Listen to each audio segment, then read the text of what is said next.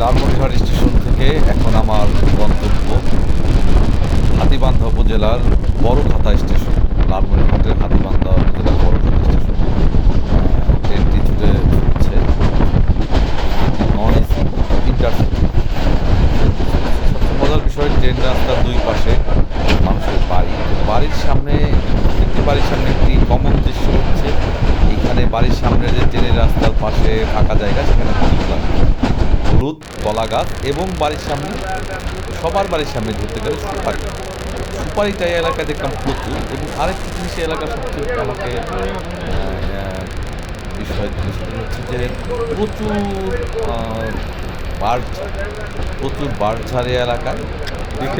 বাঁশঝাড় এই বলা যায়। আর ধান ক্ষেত তো আছেই, কমন।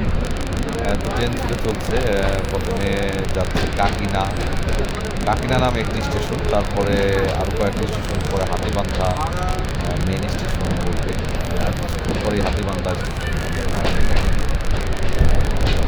স্টেশনে ট্রেনে উঠে মজার বিষয়, আমার পাশে যে লোকটি বসেছে সে যাচ্ছে শ্বশুর বাড়িতে এবং একটি কাঁঠাল নিয়ে যাচ্ছে, তার বাড়ির কাছে পাকা কাঁঠাল নিয়ে যাচ্ছে, বলি যে বাড়ির কাঁঠাল।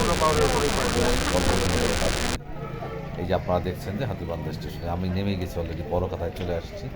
এটি হচ্ছে বড়খাতা স্টেশন, একটি ছোট্ট স্টেশন, গায়ের ছোট্ট স্টেশন যাকে বলা যায়। এবং বড়খাতা হাটও এখানে, বড় বাজার এবং হাট। তো এই হাটে এসে একটি বিশেষ বিষয় আমার খুব অবাক হলো, সেটি হচ্ছে যে অনেক সাইকেল নিয়ে লোকজন দাঁড়িয়ে আছে। আমি বললাম যে কী ব্যাপার, সাইকেল নিয়ে কেন লোকজন দাঁড়িয়ে আছে?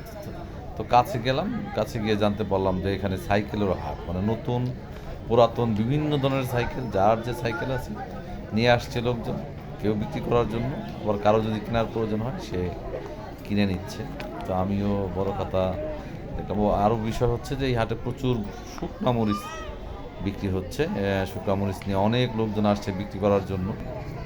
এরপরে বড়খাতা বাজারের ভিতরে গেলাম, এভাবেই।